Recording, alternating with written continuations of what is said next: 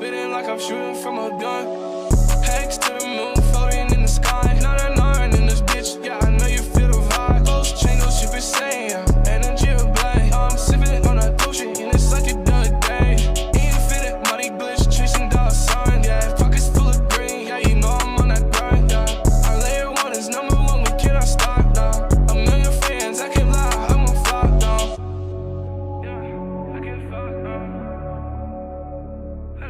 hey, yo, Nados.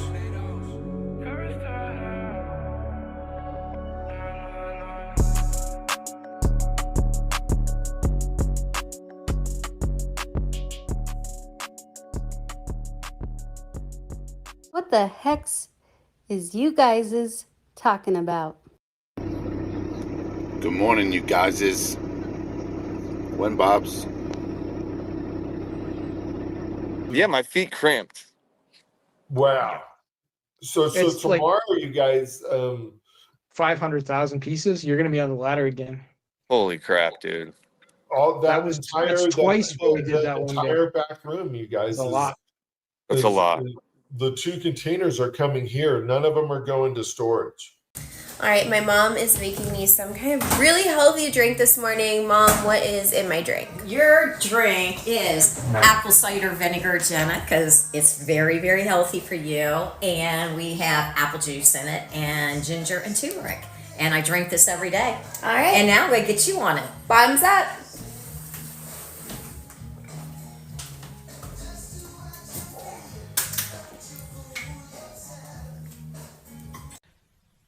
Well, hello, by pressure. What the heck? Here in San Francisco to talk to you about this tablet. I'll also be blessing this tablet with quantum healing codes for your abundance. I'll be taking this tablet until the day of the auction end to sacred sites in San Francisco that will imbue this relic with immense energy for your success. So make it a moment starting now. This could be yours.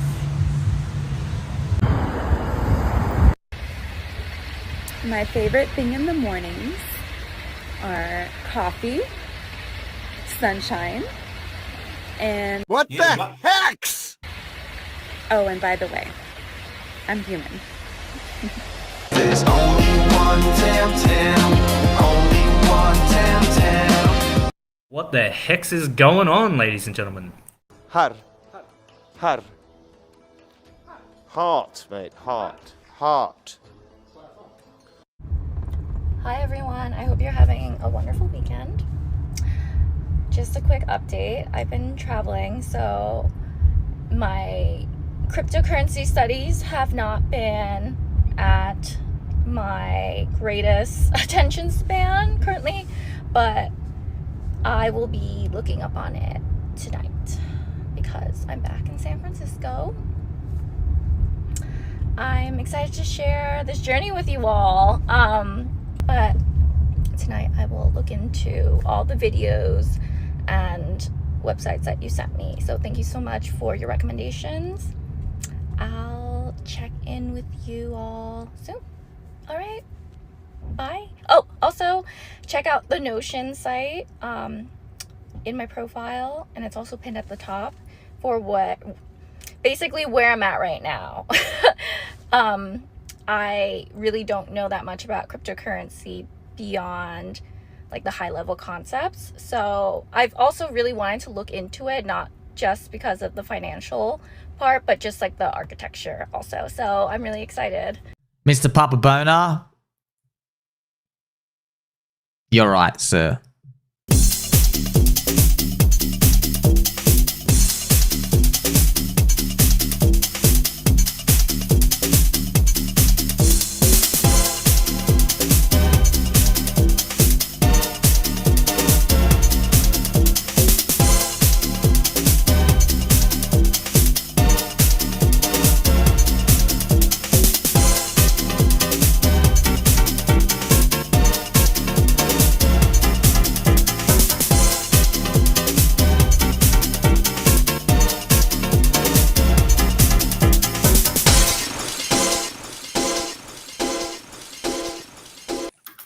What the heck? What the hex?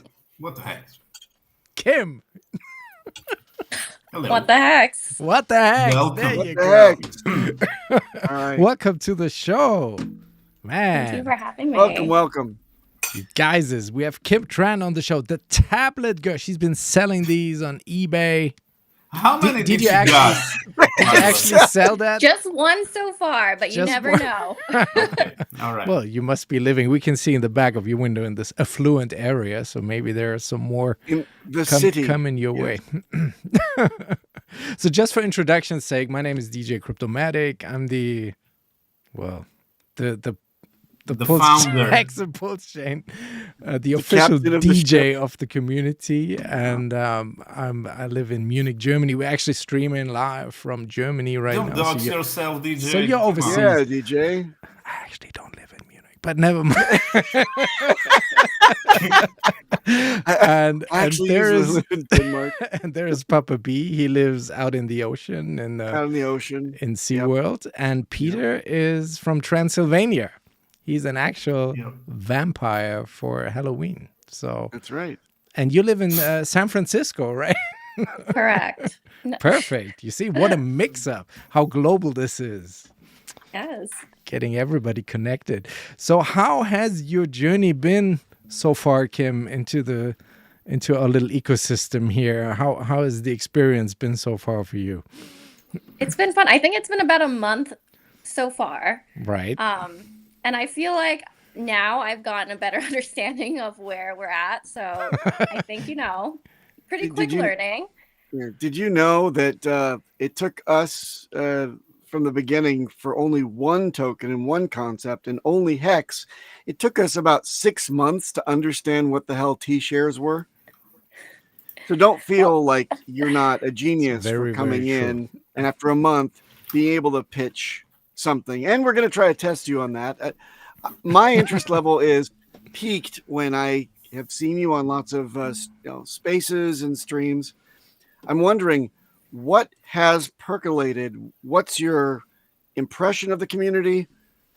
What do you know now if you had to tell somebody about the Richard Hart tokens and blockchain in general that you've learned in just this one concentrated month?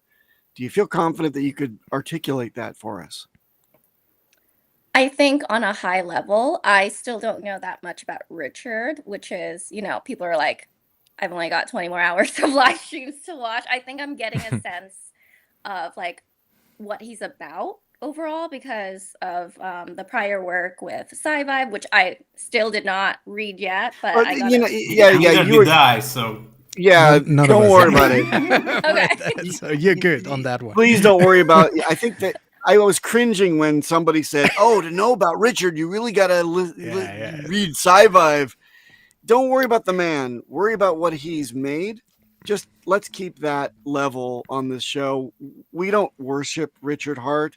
He's a smarty pants. He made the amazing things that we know and love. And we've created a community around his creations. You don't have to worry about the minutia and getting to know exactly what vibrator setting he likes on his, crazy sexual things.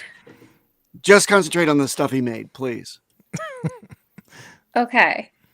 I guess right now, in terms of what he's made of an ecosystem, there is the blockchain aspect of it and the intent of the design around it too. When we're talking about just Hex of, the delayed gratification and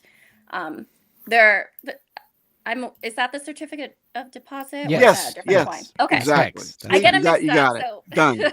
You described Okay, it perfectly. It's it. Perfect. So those are the two core aspects that I think are interesting right now. And I mean, now that we're looking at the economy, it's a very interesting time.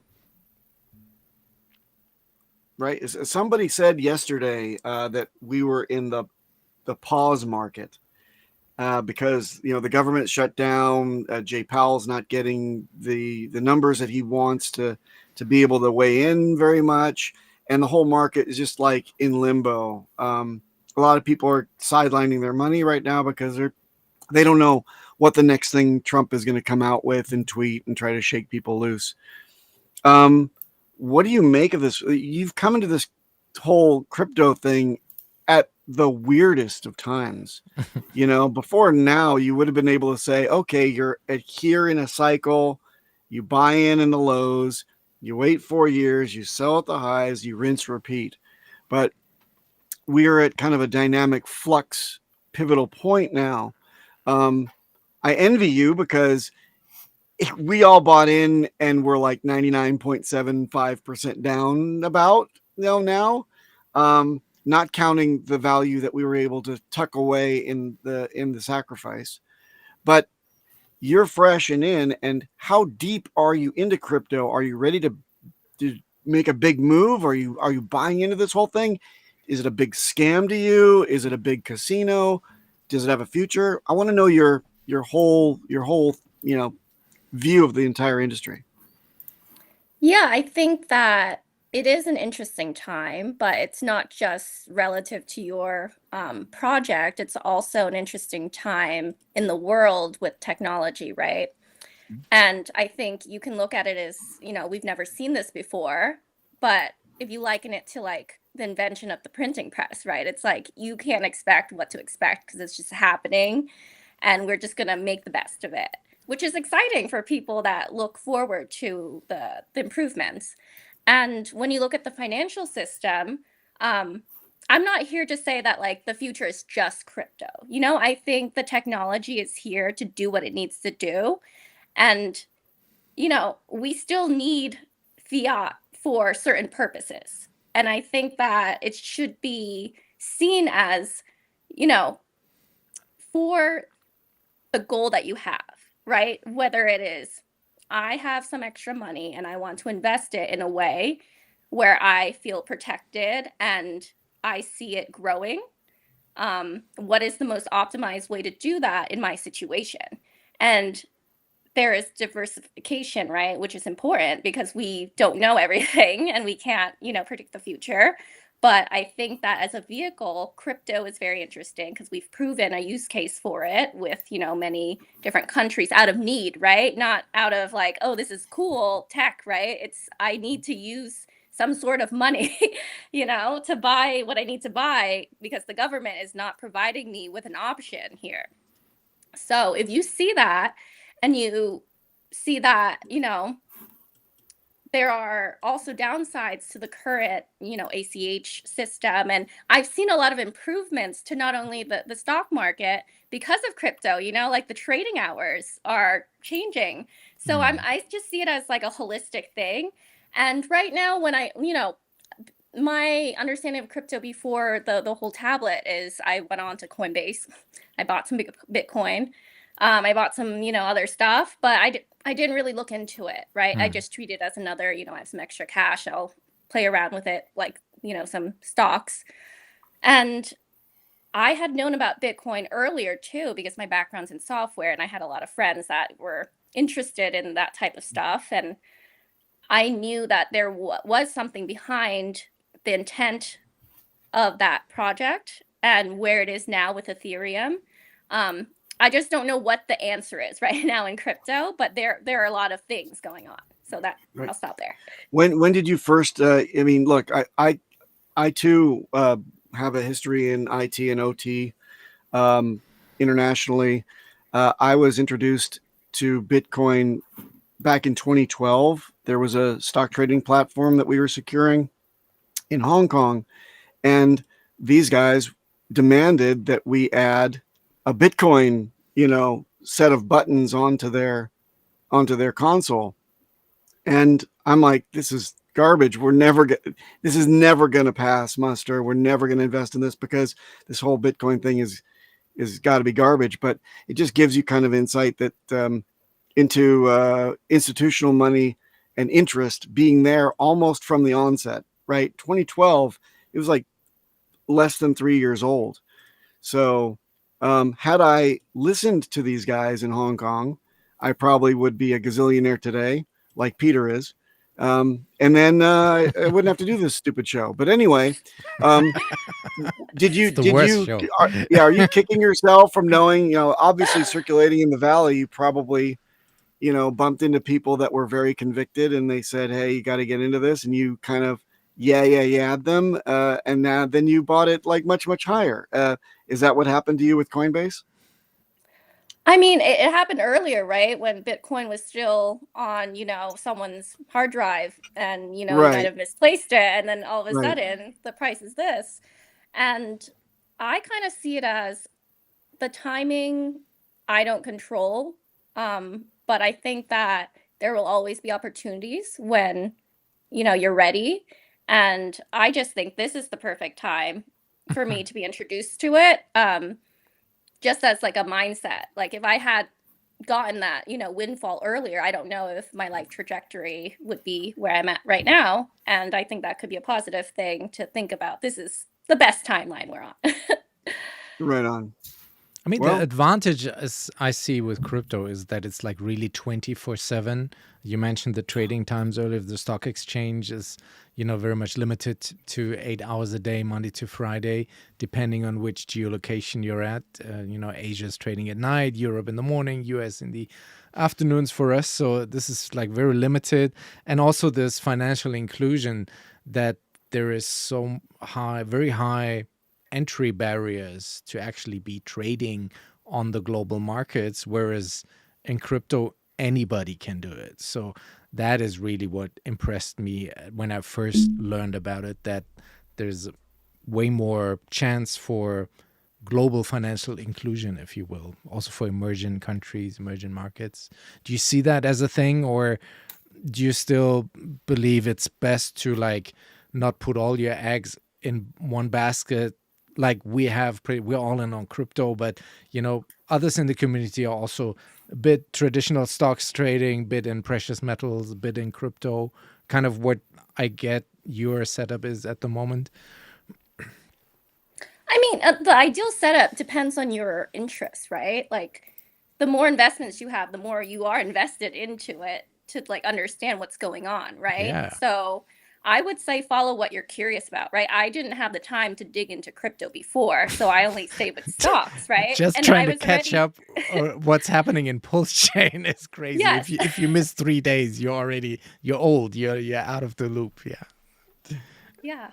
So, I mean, I would do it as like, if you're curious about this industry, why not have some monetary financial, investments in it, and then you'll track it and care more. Exactly. Yeah. That's a good point. And this tablet is as a marketing, if we jump to marketing, what was your initial reaction when you actually had that in the mail with the packaging and everything? It was Be honest. interesting. Be honest. Be honest, yes. I talked about it a little bit during Tam Tam's hour Tuesday. On Tuesday, And yes. yeah, it was not what I expected. I don't know about your experiences with physical mail, but it's not usually like, unless you're expecting something from someone, it's just, okay, more things to throw out. So it's nice that you packaged it in like that bubble wrap kind of, because it was a little I different. packaged it. Did you hear that, guys? I thought it was Me. RG3. I said someone. Or triplet that, as we had it in the intro. They're stacking, they're on the ladder stacking up boxes. Stacking them up. Yeah. So, Yeah, it's very much an American thing, though. In Europe, we don't really get promo mail like that. I hear in the US, in some places, your box every day is full with 20 different things. Is that true? Is that what it is? I think it's horrible. It's like you can't make it stop too. It's like Yeah. you just have to like throw it out, and sometimes it gets so full that like you can't receive new mail. It's like your voicemail a little bit, but like anyways, I'm surprised that it's just an American thing. So It pretty much, yeah, here's also legal repercussions, like companies have been sued for sending out stuff like that. So it's very complicated over here. Yeah, but you got, but hold on. I just remembered. You said you got 2 of them. Did you get one from a friend, or did you get one? How did you get 2 of them? I only had one. Oh, you had one. So you've auctioned that off. It's gone. Yes. Okay, cool. And the lucky winner paid upwards of $500 for it, right? Around 600, yeah. 600. Dang. That's good. And you put that all into the cryptocurrency. I did actually. It was part of my Nice. Let's test this fund. See, that's the secure way of transferring value to an onboard like yourself. And I think you marked the first positive response, an actual person coming into the community and with a face and that's willing to actually stream. That's a pretty big, I mean, I think that we've got probably 300 streamers in our community, which is pretty big when you consider that at one point we had 250,000 stakers estimated in the community. So you're kind of indicative if we work the whole marketing backwards calculation, you represent maybe an effectiveness of, I don't know, 1,000 conversions. Is that maybe the way that you would read it? I mean, I don't know how many were sent out, and I don't know what the target demographic was or the goal exactly, because It was girls in San Francisco that are named Tran, and that means that 100,000 went out. Yes, that work in tech. It's 100,000 went out. Yes. So yeah, I mean, I'm also a little curious and a little crazy, so I feel like there's a brand match. I feel like some people reading that initial just like outside would be like, I don't know what this is. I'm not sure I want to open it, Ethan. And like with the tablet, it was a lot of like, what is the tablet first of all, and then what is on it? So it was a lot of questions overall, which I thought was fun, but I don't know. Yep. About I've heard some people stack it up and say, I don't want to have anything to do with this. And other people say, I'm going to give this, I'm chucked it over to my kid and I'll forget about it until I see green candles or it comes on CNN or whatever. And then I'll rip it from my kid's hands and say, I knew I should have invested in hex.com back in the day. And then others are like, you know, really have to go down the rabbit hole and be active like yourself, which I think is, although unlikely, the numbers are, it's a numbers game. So I'm happy to see that maybe you represent 1,000 conversions, at least people that pay attention to it, because you have to go over so many hurdles to get to where you are and actually bear yourself to the community and stick around, like not be totally turned off by, you know, some of our, say, saltier characters that criticize you about how you buy your hardware wallet, so to speak. Amazon or whatever. Exactly. Yeah. But it's a wonderful thing to see that you have made it. You've made it past the, I'm just kind of the recipient of a tchotchke type of level, right? You've really gone down and welcome and stick around, because it really does get so much better. Right. You know, it's really funny when you look at the auction page. I went there this afternoon, and then so this is the final $600. But when you look up here, this is totally weird. People who viewed this item also viewed all kinds of Israeli spy shit, like my people listening through glass. I don't know if that has. What is this all about? I don't know. By the way, there is no such thing as an Israelian.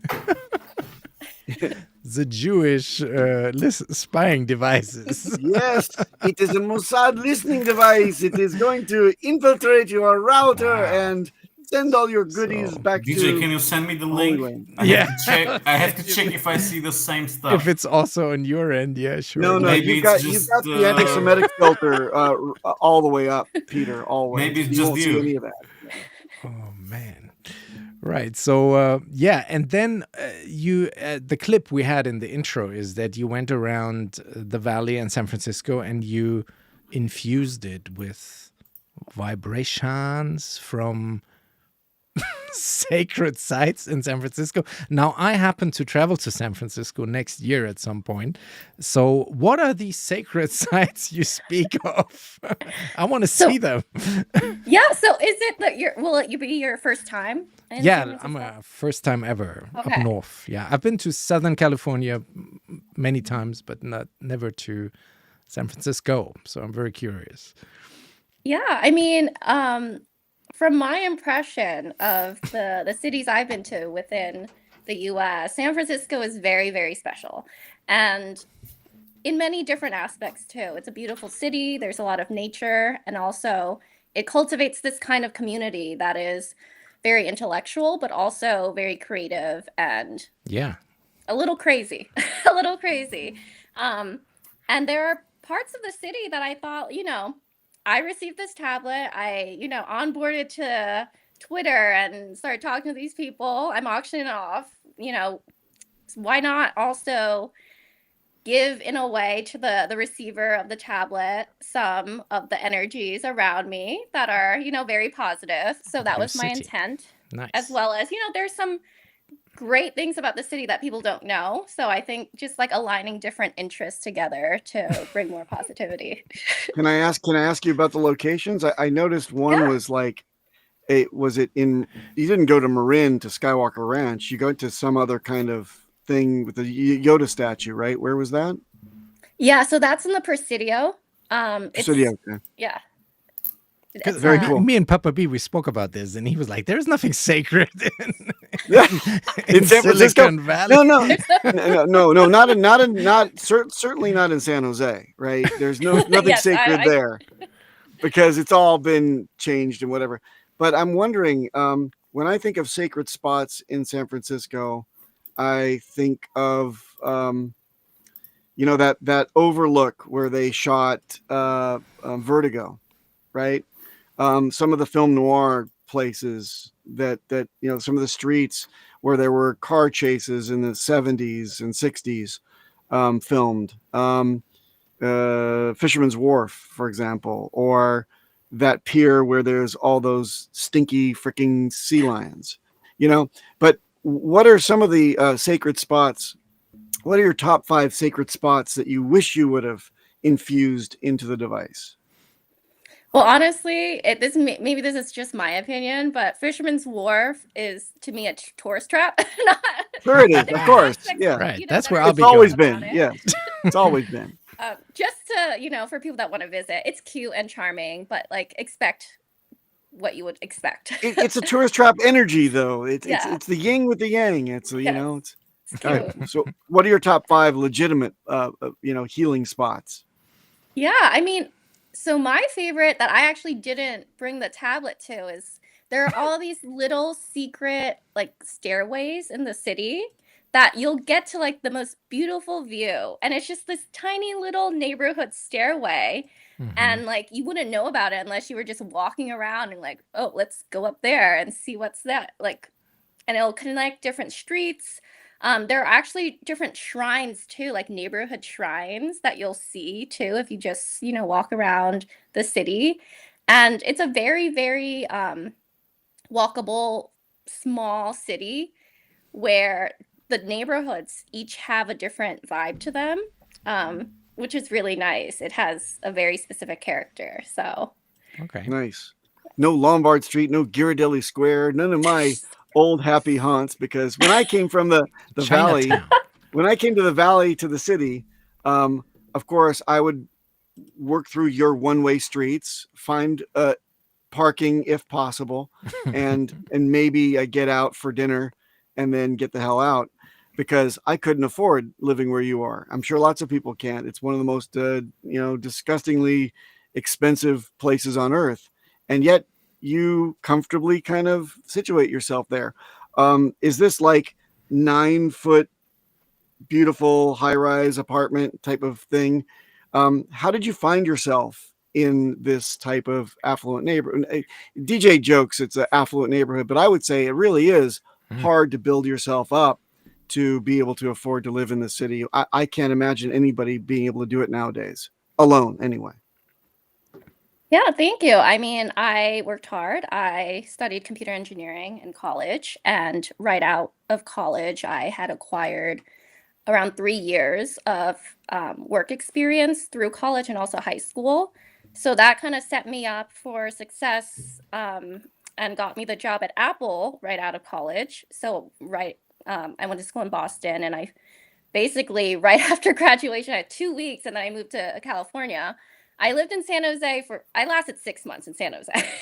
It was like, I tried because seemingly closer to Cupertino of a commute. So I'm like, all right, I don't really know the area. I didn't want to commit to San Francisco yet. But And the it was traffic. yes, exactly. I'm like, I would rather just like it was like 15 or 20 more minutes and live in San Francisco to like Yep. so I left. I started living near Dolores Park, which you should check out. It's a beautiful, beautiful park. Okay. Another great part of San Francisco. And after that, pandemic hit and we were working from home. I ended up moving a little bit closer to the water, and then eventually I landed here in near the Embarcadero, which is basically right by the water, and there's a ferry building. It's very charming, and a lot of tech people on this end too. But I like the feel better, you know. And I was at Apple for 8 years. I only left this February, so that's a long time though. yeah. I saved up my shares. I mean, we had bad experiences in this community with Google people. But that's a really good inside joke. But I'm with, sorry. with Apple people, so far we're doing great. So, you know. That was a good one. I no. would like to say that I just hopped from one cult to another. So Nice. But is that what it's like as well? Like, do you have the NVIDIA crowd and the Apple and Google buildings and everything, and everyone is kind of in their own tribe, or do you all mingle on a Friday? Those are the public companies, DJ. You know, my history was in startups, and the bunch of stuff. We were the little pleb, the little slums in between the high rises and the campuses. We had like the 1 unit in the 2-story type of architecture buildings. That's the life. Bunk beds. Yeah. Bunk beds. No. We weren't like the show Silicon Valley. Although we do have somebody in our community that used to run the bunk bed flop houses for the engineers coming from out of town. So it's Gary. Anyway, let's moving on. I have a question about to Airbnb. Without doxing you. About roughly how many units are there in your building? It's not just a single unit. It looks like it's going to be several stories. About how many units would you estimate are in your place? You can exaggerate. But like 600, I don't know. 600. Okay, so we imagine that when targeting marketing, did Richard or did whoever actually targeted your location and got that tablet to you, do you think that they picked a really good spot to pepper those tablets for the best bang for their buck? I think so. Around me, like I would say literally in this neighborhood, there are some really top, executives in the tech companies, and not only the public ones, but the ones around AI and a lot of the infrastructure. And there are a lot of people in Web3 here. I just don't know, like this is kind of the first time I've heard about Pulsechain and Hex. So actually I talked to someone actually a couple years back around crypto, and they mentioned the community actually that jogged my memory. But only like just like general stuff. They were never like really like saying like, oh, this is like the future of whatever. You gotta invest in it. They were just, explaining the situation.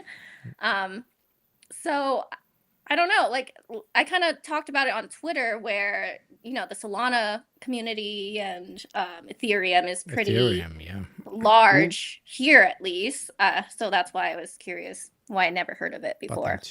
I mean, with Pulsechain, the because you said your San Francisco is a little bit a hub of creativity, but also tech and like very diverse. And I think that's also what we have in Pulsechain. We got music, we got the arts, we got the Tang Gang with the NFTs, like very creative stuff. And are they still around? They're still on the grind. Your friend saw me, who is a character on his own in the community. So I think there are a lot of aspects to this. What you need to, I guess, spend more time with us to explore all the subcultures within just the Pulsechain, But is that something that would intrigue you as well? Also, the thing is, we need more women in crypto.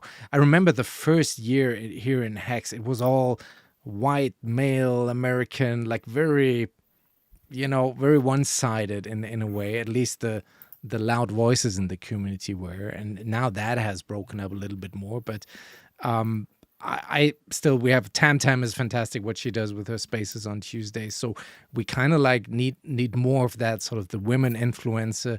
Also Asian people. There are not that many Asian people in crypto as such, which is wild to me because it's John a Wick. huge market. John Wick, Hex Asians, Uncle Kevin Hex. I can name all. You see, you don't hang out in Asia. I was in Asia, so we got plenty of Asians. We got There's like 3 Germans. Well, there's 3 Germans, and the Germans all talk to each other. So that's why you only see it as white people in our community. But I've seen a very diverse crew. There's not one stone on earth you can't turn over and you find a Hexican.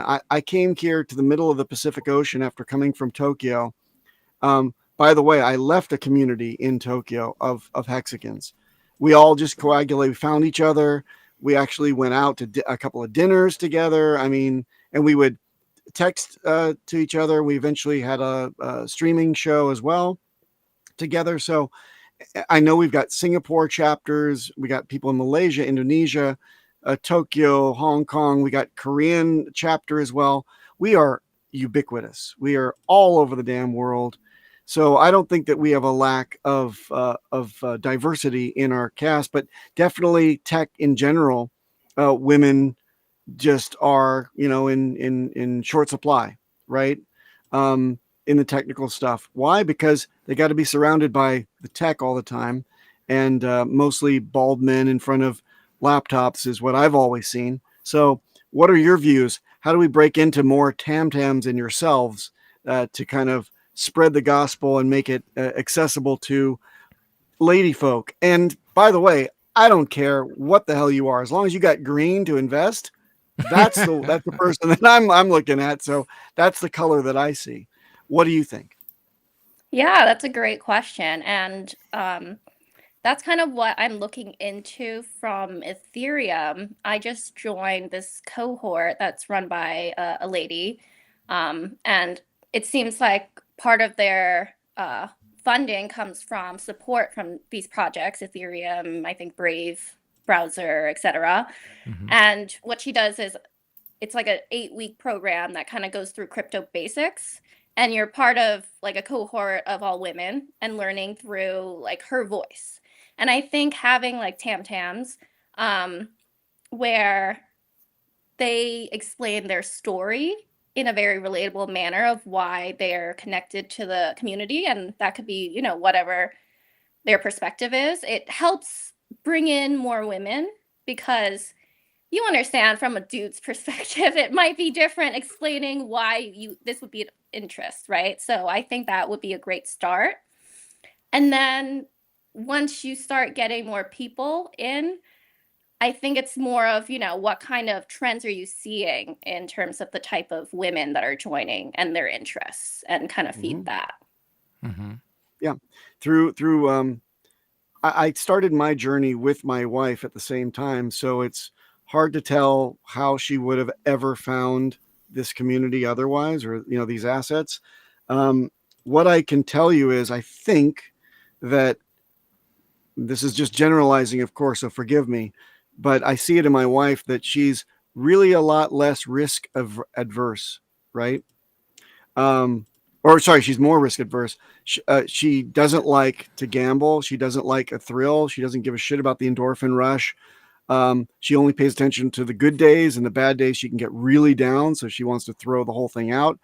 She'd much rather just leave that stuff to me and check in and see my blood pressure, and then turn on the computer and see what our portfolio looks like. Do you think that could be something that drives women out of this whole game the way it is developed right now, until it actually turns into more of even investing? You yourself own stock, but you learned that yourself. You worked at a company that gave you stock options, maybe you got into that, you saw an instant success because you get a discount when you get those granted to you. You vest, you get them in, then you spread your money around in 401k. You kind of learn that as you go. But how do you address that with the lady folk? Yeah, I think having the women explain it in their terms will have a great start. And you're right, there are differences in mindset, right? And I think that for Pulsechain and crypto in general, the lack of, awareness of the trust system, right? Because like government, right now they're starting to have a little bit more with the Genius Act and, announcing more about blockchain technology and their investment, which I think helps give people more security over this is a legitimate thing that we're moving towards. So I think just like that type of education geared towards, the common objections that women might have to opting in. Cool. Toby, what do you think? Oh, Toby, what does Toby think? Hey, Toby. What the hell? What the heck is that? Yeah, I've got the Yeah, what the heck is Toby doing? Creepy. That's an old God, Casper. Casper the ghost. I found that. And that's a very strange item with a very strange sized pole behind it. Yeah, this. Yeah. What did you do with Casper in your younger days? Okay. He was. I don't know what he originally was from. It was my brother's, and when he passed, I ended up with it. But I remember it from it being a kid, and it's probably radioactive because it's one of those things you can sit on a light bulb, and then it will glow in the dark. It's one of your dog's chew toys. Phosphorus. Probably giving me cancer as we speak. Yep. But hey, Kim. Hi. Did you survive the gauntlet of Gen X old men yelling at you for 30 minutes? This just feels like I'm back in my corporate job. I'm sorry. Tell me about it. Tell me about it. I wanted to spin this. Yeah.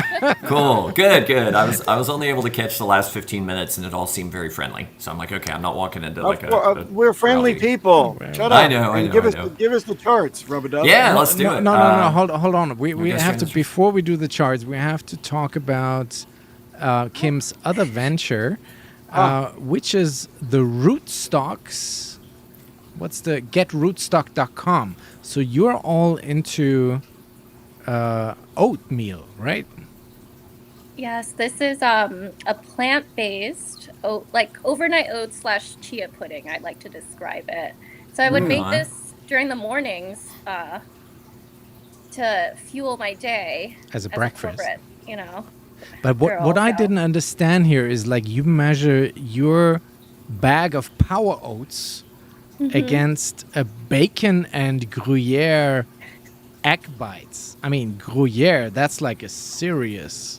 That's serious Swiss cheese. That's good stuff. And an avocado toast with bacon, like Abid Hex, shout out, he showed us on a stream once how to do an avocado toast in the morning. You eat the powder and you look at the picture. And then what is this comparison? I mean, these are fantastic breakfasts too, right? I think the one on the left, I don't know if I should say this, but it's also from a very fast food centric coffee house. So it's the one on the right. Two different ones. So that was my thought process. I eat them both kind of. So that's why, there are other options when you're on the go. I like the breakdown of that though. Yeah, with the fiber and the Thank you. the price. So GetRootstock.com. Is there more to come in future with this, or have you just started with that, or where are you at with this venture, and why? I just started, also February. Okay. I was like, when I quit, I was like, let's do something separate to kind of be my applied business, project here. And I'm a power lifter, so nutrition was always important for me for my progress. And I also like bespoke superfoods and, creative meals. And, a lot of the packaged food out there is just, at least in America, I can't speak for Germany or is Transylvania part of Germany? No, it's Romania. It used to be, but long time ago. You and your Ottomans. No, it's not. That's in Slovakia. Oh, okay. No, that's in Romania. Come on, Is it DJ. Romania? Oh, sorry. Yeah, come on, get your vampire lore Get right. my vampire stuff right. Okay, cool. That's funny. So all that stuff can be found on your biography and your link tree and all that. What do you think, you guys? Shall we look at some TA with Toby? Yeah. Yes, Green Day. Wait, one Green second. Day. Just before we get to that food, Yeah. Zuni Cafe, one of my favorite places ever that I've ever been in my whole life. And then sadly, Michael Mina's beautiful restaurant Aqua closed like years ago. I don't know if you ever had an opportunity to check that out. I think he's got a new place now called Bourbon Steak that he opened after Aqua closed. But I'm a food nerd, so that was my travels in San Francisco. It was all around what restaurants I could find that were good. Yeah. My But yeah, favorite is very- the Black very fun Rabbit. city. It's awesome. But I'll definitely check out your oat situation there. My fiance was super into overnight oats for a while, and Yeah. and It's Papa good and I were stuff. just talking about like blood sugar and stuff last night. So it's like as we age, these are things we need to be more conscious of. And Oh, you know, yes. when you're looking at fiber and protein and healthy fats, that all like it ticked all the boxes. So yeah, I'll definitely check that out for That's myself. one thing I learned being in this community is all about this, how you eat and that how it affects your body, because many of Mexicans are heavy into this stuff. And I wish I would have known some of this at a much earlier or a younger age in my life. But It's okay. We're is going to what have it the is. reverse aging. We're going to sponsor that later. It'll be fine. Got to make it to the Never Quattro too late. Cinco Never steaks. too late. Never too late. Exactly. We'll save the health and longevity talk and dovetail that next time. Yeah. Toby, you have a lot of background feedback on your microphone. Is there? We can hear Feedback? your Was it- fish tank cleaning at the moment. And I'll just mute in between. That's just gurgling. I might have oh, right. The gurgle. You got the your gurgle vocal of fry. the aquarium. The Sorry, vocal I'm an fry. aquarium. I grow coral as The an aquarium, hobby, so my yeah. aquarium is gurgling. All right. Let's Extra go. loud today.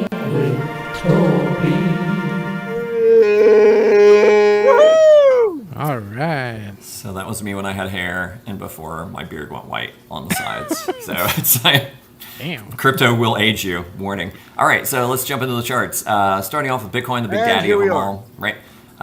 The big white channel that we know, for those of you that have followed along, this big white ascending channel, we've been in that all the way back. This is the 2017 peak. Trust me, in this little flattened out line, it goes all the way back to 2012. This So is we've been in this BTC, channel right? for a long BTC Bitcoin, yes, sir. So we got the double top in 21. Right here we got the run up after the election and then the run up again during the inauguration. Both times we rejected at the top of the channel, worked our way down, found this other yellow ascending parallel channel working our way up. And then something unique happened that had never happened in the life of the chart. We actually closed several candles above the top of the white channel. So that was very bullish. We had a nice retracement here, a little bear trap, if you will, another little pop up, bull trap. Now we're back in what could, I foresee, be another bear trap. Just, always looking for structures to kind of make sense of, where the charts are going. The squiggly lines kind of give some indication as well. We've got the yellow line is the 21 EMA, the 55 is in the green squiggle, and that's where we're at right now. And that also happens to be right at the bottom of the new ascending yellow channel.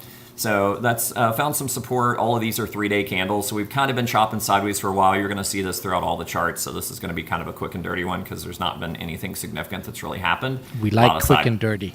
Oh, okay. Be nice now. Be polite.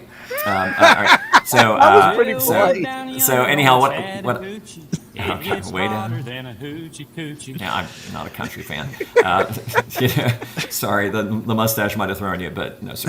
I was listening to Sufjan Stevens on the way over to give you more of my vibe. So, all right. So anyhow, I'm foreseeing in the near future that we get some support at the bottom of this yellow channel and stay around the 55 EMA, which is where we are now, around 110. Really what to look for is a break back above the white channel, so around 120, 119.5.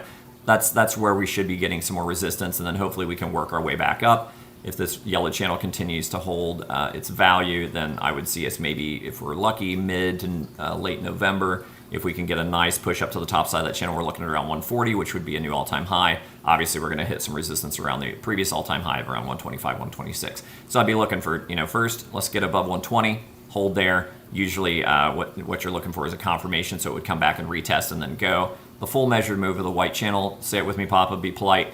How far do we move? We move the height.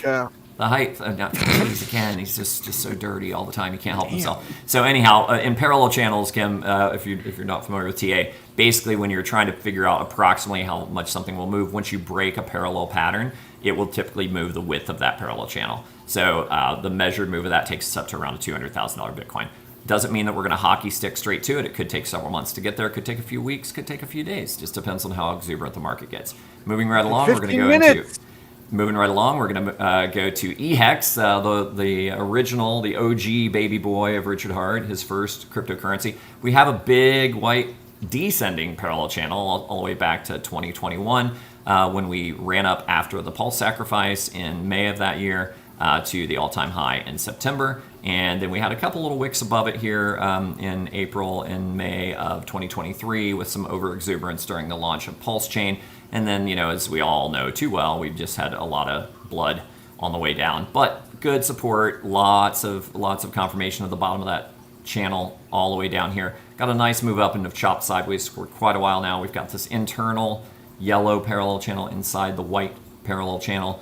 And that's what we've been kind of chopping. Isn't it, Toby? That is ascending ever so slightly, which is good. I'll take it.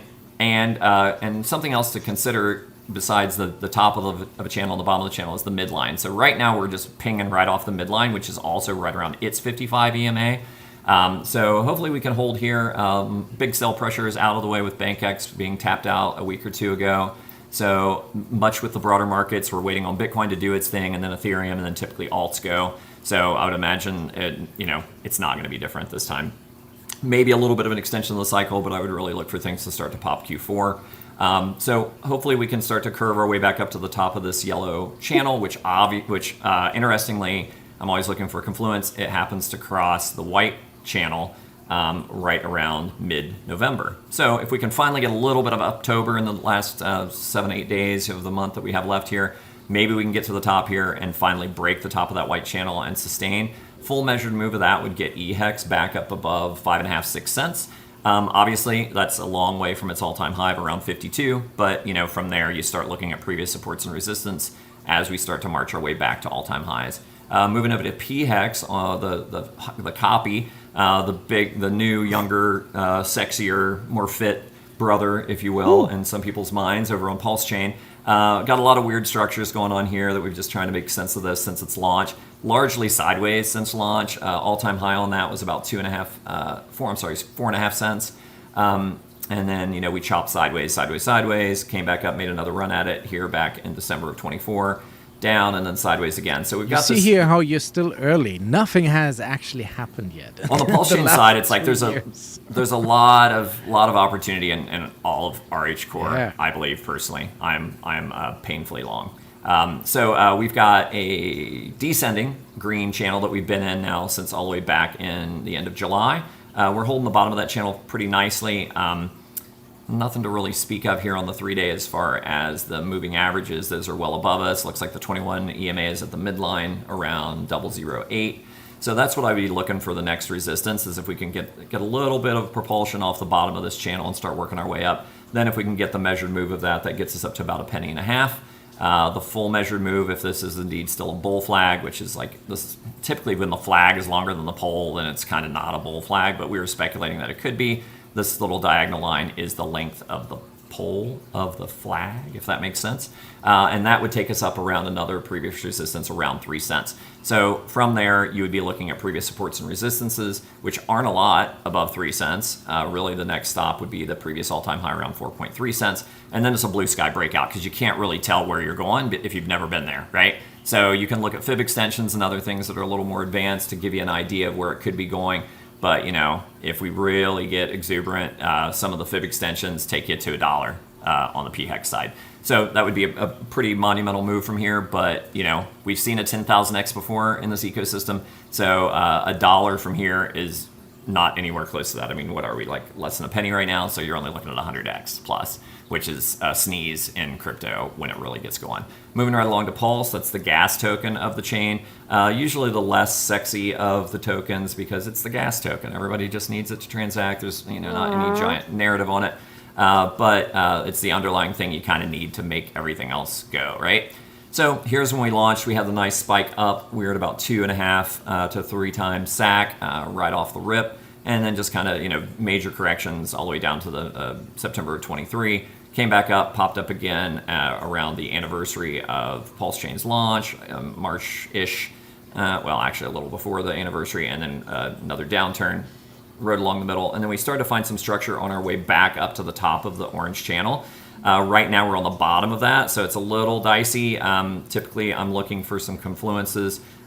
If you look at a measured move down from here, it would take us back to the bottom of that orange channel, which would be like nobody wants that. Unless we have some sort of black swan event, I don't see that gigantic of a downturn. I really see us holding support here. Maybe some little bear traps dipping underneath, but I would see this to gain support over time. Again, waiting on the broader markets, waiting on TradFi, waiting on the money printers to turn on, waiting on Bitcoin, waiting on Ethereum. So it's a little bit of a snooze fest, but yeah, I would look for some support here, and then curving up, I'd look for our next resistance around the quadruple 043 mark. And then if we can get back to the top of the channel, you're looking at quadruple 067. So we're almost back to sack rate. And then if we can break that and then do the measured move of the broader channel, you're looking at about 7 times sack, which is, nothing to sneeze at, but, expectations are going to be considerably higher than that. But again, blue sky breakout if we get above triple 003. Moving over to PulseX. This one has a little sexier narrative because of the buy and burn. This is the DEX token on Pulsechain. So you can see here, this is from its launch, very similar structure. We didn't have the deep dips like we did in the Pulsechain chart. It really held up quite well, and stayed along its midline. Made many runs at the top of the channel, couldn't quite get it done. Had a big pullback here in March, April. April Fool's Day made a nice turnaround. Thought we were going to try to test the top of the channel again. Didn't quite get there, but we found this other new structure within to try to make sense of things. Again, hugging the bottom of that channel. So if we can get a little upturn here, I'd say the next resistance we'd be looking at is quadruple 024. Then up to the midline, you're looking at quadruple 033. And then, God's willing, we can get above the top of the orange channel and sustain. And then the full measured move of that would get us about 5.5 to 6 times sack. Again, nothing to sneeze at, but it's blue sky breakout at that point. Ethereum did a 14,000x in its first, I think it took 2 cycles to get there, but still, we're early, in my opinion. Not financial advice. Do your own research. Inc., the baby boy of the family, the clown, the incentive token, the dump token, as some people like to refer to it as, because a lot of people got it for free, right? We broke the channel. So big, giant. I don't even remember where this line was. It was so long ago. I'll just get that out of there. So this thing just went ballistic right out of the gate and went up to like $83, right? And currently we're right just over $1 at $1.16, I believe. And again, you're just trying to find some structures to make sense of things. We'd been trying to make some structure off of the all-time lows, which is around 42, 43 cents. Couple touches at the bottom of this channel here. Again, we pinged off of it in April of 25, ran to the top of this newly formed channel that we identified. Nice wicks above, couldn't sustain, fell back down. Right now we're technically below it, but it looks like we're trying to get back in it. These are all 3-day candles, so over the last 9 days, it looks like we've been just playing around in a little bear trap region, in my opinion. I don't see this having significant downside. If everything else turns down because of the liquidity bonding and stuff, then I would expect a downside move. At this point, though, I'm hopeful that we're going to get back into the yellow channel and start to curl our way back up. You're going to look for obvious resistance at psychological supports, which are nice round numbers, right? So like $2, $3. Those numbers are going to be significant. And midline happens to be, depending on how far down we go, $1.80 to $2. So is where I'd be looking for resistance. Once we punch through that, if we can get to the top of the channel, you're looking at about 2.25. We break that first channel, we're going to come up to our next resistance around $3, $3.15. And then, of course, we've got multiple layers to climb back up to that $80 price target, which is what our all-time high was right at launch. Moving to ETH, because that's really the driver for a lot of the alts, because they kind of wait for ETH to run. Of course, there was the big narrative around the sacrifice wallet, and the OA holding a tremendous 160,000 ETH or whatnot that's been moved around now, thankfully, so the wallet watchers can figure out something else to do with their time that's more productive, hopefully. That's over. Yep, so we have a nice big orange channel that's been going on since back here in January of 2021. Top of the channel here in November of 2021 when we had the all-time high. We broke that recently, broke the channel recently. So you can see here where we tried multiple times over the last year and a half or so. Finally got above it here back in August. and never actually dipped back down into it, including now. We've got some little wicks down into it, but no daily closes. Right now, we are technically back in the orange channel, but this is a 3-day candle. We got about a day and 3 hours left to go. So I would fully expect in that time frame that we close either green or at least above 38.80 is what I'd be looking for, and that's going to be a really good sign, because typically when you get a breakout, you want it to retest that pattern. We tried again to push, came back down, test the pattern, and then you go. So all of this, though, is largely dependent on what Bitcoin does, because Ethereum typically follows Bitcoin. If you're looking for a measured move on this, just to give you a little hopium and a little idea of where we potentially could go, full measured move of the orange channel on Ethereum takes us up to about 130,000. I'm sorry, wow, 130,000. We did it. 13,500 on Ethereum. But yeah, that's it. As quick as I could do it. I've got some obligations. I can, if we wrap now, I've got about 8 minutes that I can spend in the green room to chat. But I've got some other things I got to take care of. Well today. done, well done, right on Toby. time. Thank you very much for this, Kim.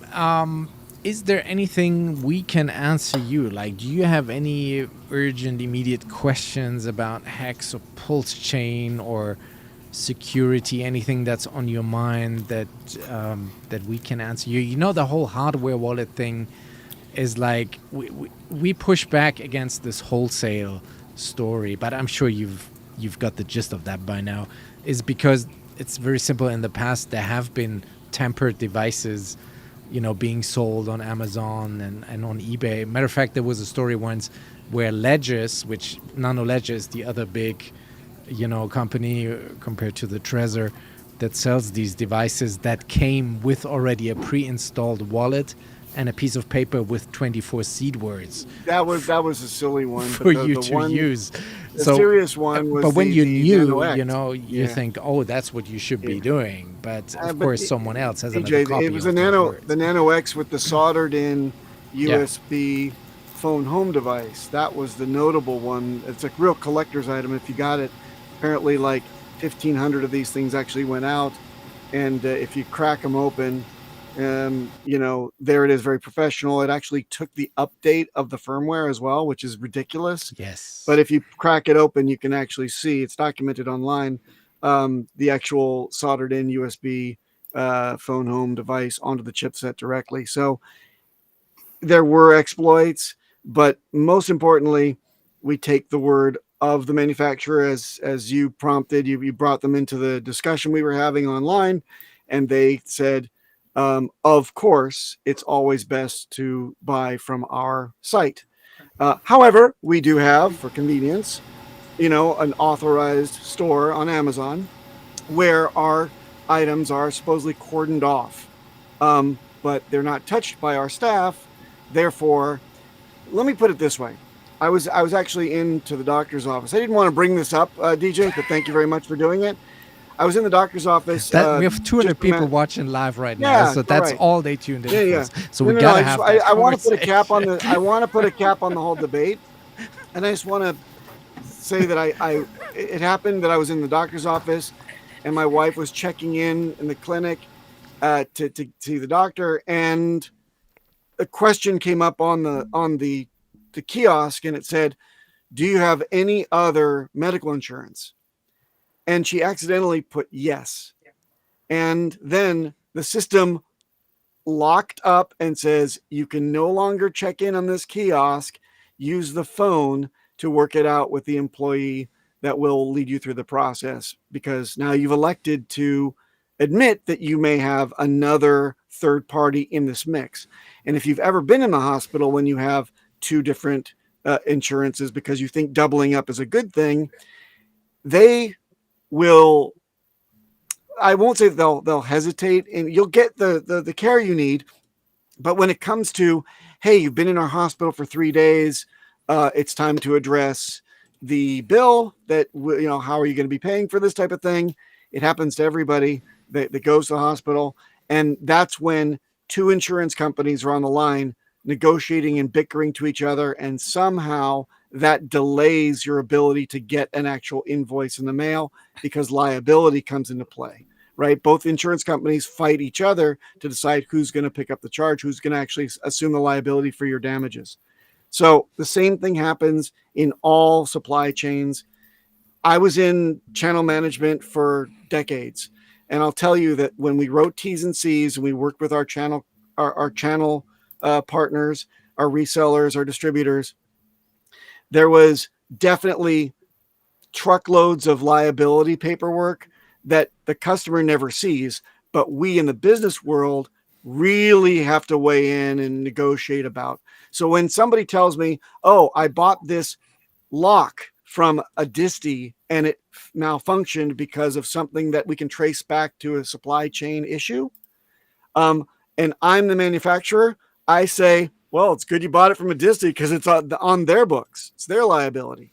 And the distie says, yeah, we'll insure it up to the amount that you paid for it. So when it comes to crypto and it comes to stuff that you could have millions of dollars on, and in this day and age when even like the three-letter agencies will not give you the time of day when it comes to claims, you've got no protection whatsoever. You simply fall back to the simple principle of why we outsource to security companies. And that is, number one, they have expertise. And number two, they have something that you can go after in case you can own their company if they do you wrong. If they have one rogue employee in their data center or your secure operations center, and they take your data and they exploit something in your network and they farm it out to some bad actor that then hacks your network and screws around with your server farm and makes it overheat because they think it's a big lol, then you own their company. All their assets are seized in court. It'll take you some time, but you've got something to fall back on. And I've seen it. So that's the alpha and omega of the debate as far as I'm concerned. You say all this to say? I know, I'm just saying that. And? I'm saying that even Trezor, a company that we know and love, except of course for the new Safe 7, which is up for debate, we take their advice, which it also in itself has veiled liability considered as well, when they say, of course, it's always better, it's always best, in their words, to order from our site. But we also have, for your convenience, our distribution channel. And so that please be careful. And that was Papa's Too Long Didn't Read version. Well, again, I didn't want to get into this. When somebody baits me into this debate, right? Like DJ, the last why 2 did you seconds do of the it, bro? damn broadcast. I thought we were in the right? clear, and you have to bring up the fucking I wallet. wanted Well, Kim no, to no. ask some questions. No. Well, she didn't get a chance. No, she'll have her say. But maybe now. If you can talk yourself back from look, the main question is, given the credentials, given my insight into this whole thing, given the legality and the stuff that I've reviewed, given the way the world works in every form of business that has to do with any kind of distribution channel at all, or liability, are you prepared to walk back and say, oh, I did invite the input from the manufacturer themselves, and they too confirmed in a thinly veiled and very careful way that I should be ordering it from them? That's one of many reasons that you should only order from the manufacturer. But if we win on just that thing, at least we prevent other people from making a mistake that could get them into hot water. Are you prepared to at least concede to that point? I gotta go. I'm sorry. Shut up, Toby. And I blame you, DJ, for opening up this can of worms. I agree with you. However, I think that it depends on your intent, right? If the intent is to store an amount on that wallet that would need that liability traced back if there were something to happen, right? Like significant. But otherwise, if you're trying to introduce people into crypto and figure out this system, I don't think we need to go down to that whole area yet. However, think about the overall understanding of like, how should I approach this, right? In the most secure, safe way, while also being open to making, oopsies, like it's not gonna be foolproof. But if I were to, envision the most secure setup if I wanted to do, set up a significant storage of crypto, yes, I totally agree. But you have to be like open to people being able to make mistakes and learning on the platforms. No, right? we're not. No. In some level. No. And I'll correct you on one other thing, okay? At the beginning of Hex, I put in $138. After all of the rigmarole and I put it in that thing and I staked it on that thing, and at the high water mark later on, that was worth $1 million. Crypto accelerates and appreciates like this. If you don't believe that your crypto is going to 10,000x, you should protect it as if it does anyway, because guess what? It really well could. And if we have like a contract like Hex, where you actually are married to that seed that's generated on some platform that has to be secure from the get-go, you will not be able to go back later and say, oh, it's worth more, I should do something with it. No, it's time locked in the contract, and I'm married to that seed. If that seed is compromised, and I've seen it, Kim, I've seen it thousands of times in this community. I have weeded through DM messages from thousands of people that have come in saying, what do I do now? Especially during the last bull run. They were sweating bullets. People with experience. Even people with experience. Which is the crazy part. And we lost, I think I said it on Tam Space, we lost millions of dollars that I know about firsthand. There's a lot of people out there that are embarrassed or are just like, oh my God, it's over, throwing that whole thing out the window, never to do crypto again, because they got rinsed for millions of dollars. We play that game seriously. Cryptocurrency, the prefix crypto is cryptography. You got to respect the cryptography. You got to make sure that it's randomized, it's got its offline aspects, and that all your hardware is 100% connected back to the manufacturer, because that's the trust level. That's the liability. If you say, I'll do it later, that's like saying, my arm is cut and it hit an artery, I'll get to it later. When it gets really serious, oh, I'm fading, I'm about to fall down because I'm loss of blood. Now it's too late, right? So you just patch it up real quick and get as ready as you possibly can at the top level of security, because tomorrow in 10 minutes that security level may be inadequate anyway. So it's better not to second guess the technology in order to say, I'll improve it later. When it comes to security, do your best now, because tomorrow you're going to have to pivot anyway to the best of your ability. Don't say you'll get back to it later. If you fade it, if you sleep on it, I've seen it time and time again. People get rinsed and they leave our community and they don't influence others to come and enjoy the whole experience. And that's that's what I'm motivated by. I'm very selfish. I don't want my bags to go down because bad guys are getting lots and lots of Hex and dumping it on the open market, because they don't wait. They simply get it and they market dump, make big red candles. We can't afford that. And then you've got an exponential value that you're pissing away because that poor person lost their funds and they're not going to evangelize and onboard hundreds of other people. And we're not going to grow. So I say that I'm one of many people in this community that is very much interested in retention of the community. I evangelized myself into a tizzy back in the day. I onboarded hundreds of people. I brought in millions of dollars of value, other than my own. And now my calling, I think, is browbeating people, albeit browbeating, getting the message through to people that retention is the exponential gain. If we just don't lose anyone, other communities lose all sorts of members. And you know what their reaction is on their chats? I've listened in. It's, oh, dude, sucks for you. That's it. Or they laugh. They go, oh, that's a hard one. Well, start over, dude. It's like, what the fuck? This community is the first one I found where people say, are you prepared?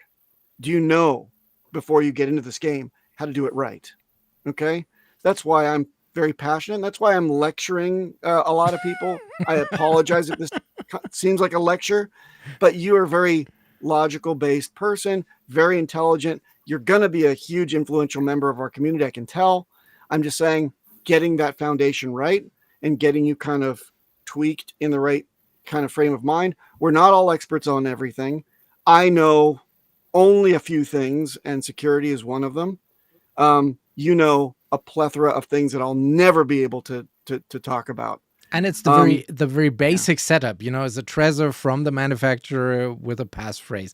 We're not talking about hammering the titanium plates. That is that's the nuance. That is next level if you want to really take it there. But just the basic best practice for us has to be a hardware wallet.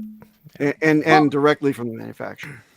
Well, I think that was not clear, right? Like when I was introduced, none of this was like in a structured way conveyed, right? If we go back to the tablet, right? It's like Ethereum was this price, now it's you know this. I'm like, okay, let me figure out. Well, if I'm new to crypto and my mental model is Coinbase and all of these, you know, TradFi institutions, it didn't work like that. So if the model is this is like from day one, we have to think about it in a secure way because of what you've just explained.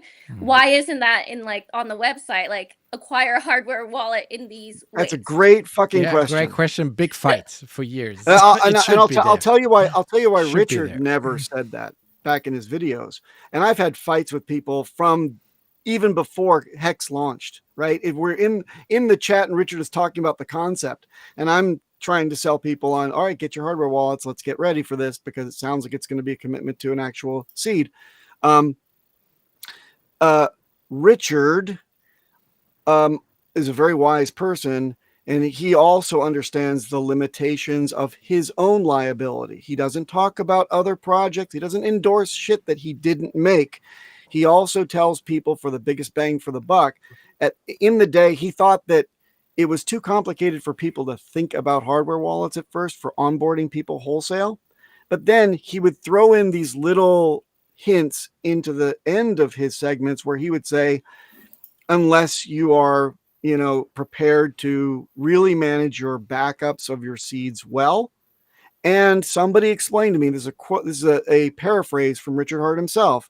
He says, and somebody explained to me the power of the 25th word, he meant the passphrase, and how that makes it a lot more secure, like a lot more secure. So I keep trying to paraphrase that to people to say that Richard understands the power of a hardware wallet, right? He also he thinks that he weighs risk and liability, and he doesn't like middlemen. So outsourcing to a hardware manufacturer is a bit of a gray area for him. But when he looked at it, he does concede that the 25th word incorporated does put that little block. The manufacturer can't screw you over if you've got the passphrase, right? A passphrase is something that you make that only exists in real life, and you only type it in to then rehash your seed to be able to get to your goodies on chain. So that secret that you made yourself, that original thing, is the final step in the trustless relationship between you and the hardware and software manufacturer. So we can go into that at length as you wish, but I'm saying that even Richard, the greatest question you ever asked that I've ever heard you ask was, why the hell wasn't all this stuff laid out in a very logical order in one freaking place? Because this is crypto. Yeah. Right. And also because you mentioned Coinbase, because Pulsechain and Hex is not on any centralized exchange like that. So this is DeFi. This is true DeFi, where it's a gift and a curse. You have to be in charge of your own security, which is why this is more important here. If you're just dealing with coins on Coinbase or Kraken, you know, you technically gave them your funds and hope that they do a good custody for you. They also, rumor has it, they must have twice, I think, the amount of customer funds that they hold for people in securities, just in case of a hack.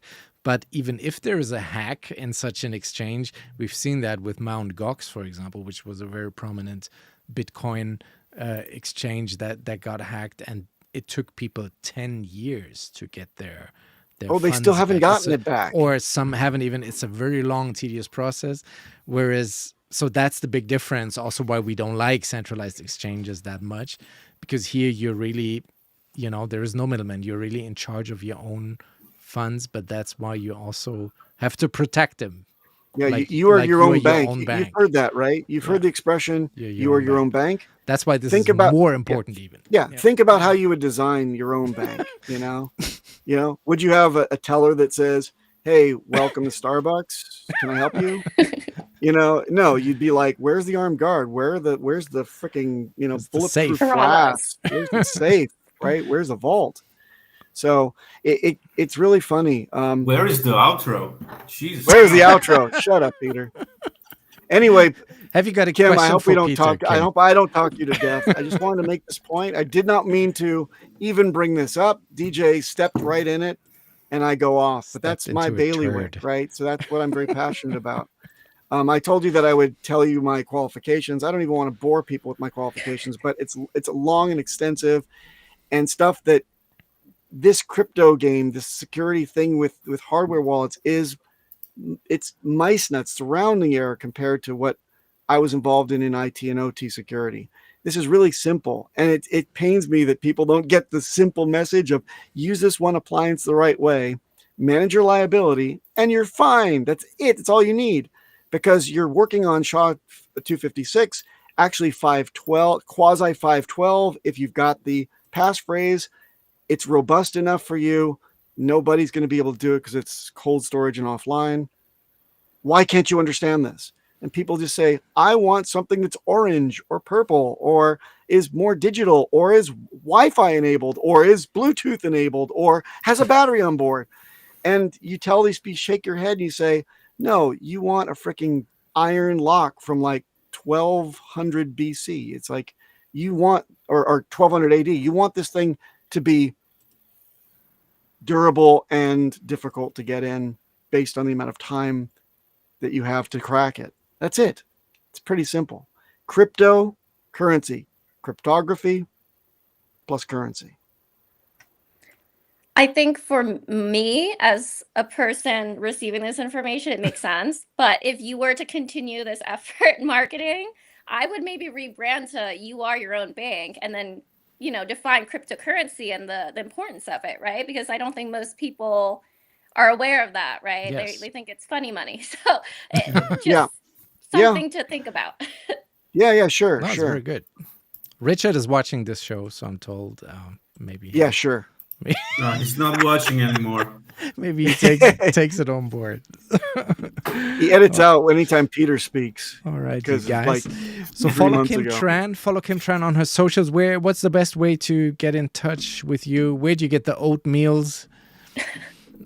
I think the links on my Twitter, Kim_Pewter, would be the best way. I'm also on Instagram, TikTok, and I don't know, YouTube, I guess, too.